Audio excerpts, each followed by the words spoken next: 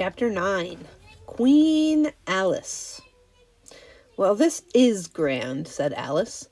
"I never expected I should be a queen so soon, and I'll tell you what it is, your majesty," she went on in a severe tone. She was always rather fond of scolding herself. "It'll never do for you to be lolling about on the grass like that. Queens have to be dignified, you know." So she got up and walked about rather stiffly just at first, as she was afraid that the crown might come off, but she comforted herself with the thought that there was nobody to see her.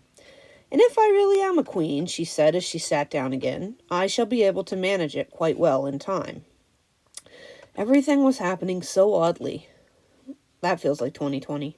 Everything's happening so oddly. That she didn't feel a bit surprised at finding the Red Queen and the White Queen sitting close to her, one on each side. She would have liked very much to ask them how they came here, but she feared it would not be quite civil. However, there would be no harm, she thought, in asking if the game was over. "Please, would you tell me," she began, looking timidly at the Red Queen. "Speak when you are spoken to," the Queen sharply interrupted her. "But if everybody obeyed that rule," said Alice, who was always ready for a little argument, "if you only spoke when you were spoken to, and the other person always waited for you to begin, you see, nobody would ever say anything, so that—" "Ridiculous!" cried the Queen. "Why, don't you see, child?" Here she broke off with a frown, and after thinking for a minute, suddenly changed the subject of the conversation. "What do you mean by, if you really are a queen? What right have you to call yourself so? You can't be a queen, you know, till you've passed the proper examination, and the sooner we begin it, the better." "I only said if," poor Alice pleaded in a piteous tone.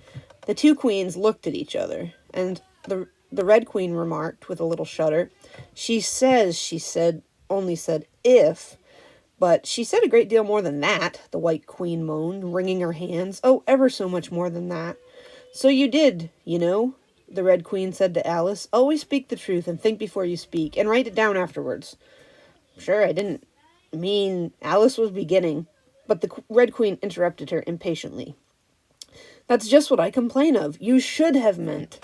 What do you suppose is the use of a child without any meaning? Even a joke should have some meaning, and a child's more important than a joke, I hope. You couldn't deny that, even if you tried with both hands." "I don't deny things with my hands," Alice objected. "Nobody said you did," said the Red Queen. "I said you couldn't if you tried." "She's in the state of mind," said the White Queen, "that she wants to deny something, only she doesn't know what to deny." "A nasty, vicious temper," the Red Queen remarked, and there was an uncomfortable silence for a minute or two. The Red Queen broke the silence by saying to the White Queen, "I invite you to Alice's dinner party this afternoon." The White Queen smiled feebly and said, "And I invite you." "I didn't know I was to have a party at all," said Alice. "But if there is to be one, I think I ought to invite the guests." "We gave you the opportunity of doing it," the Red Queen remarked, "but I dare say you've not had many lessons in manners yet?" "Manners are not taught in lessons," said Alice. "Lessons teach you to do sums and things of that sort." "And you do addition?" the White Queen asked. "What's 1 and 1 and 1 and 1 and 1 and 1 and 1 and 1 and 1 and 1 and 1 and 1?" "I don't know," said Alice. "I lost count." "Since she can't do addition," the Red Queen interrupted. "Can you do subtraction? Take 9 from 8. 9 from 8 I can't, you know," Alice replied very readily. "But she can't do subtraction," said the White Queen. "Can you do division? Divide a loaf by a knife. What's the answer to that?" "I suppose—" Alice was beginning, but the Red Queen answered for her. "Bread and butter, of course. Try another subtraction sum. Take a bone from a dog. What remains?" Alice considered.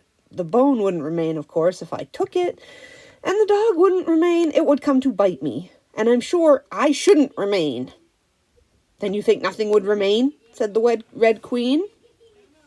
"I think that's the answer." "Wrong, as usual," said the Red Queen.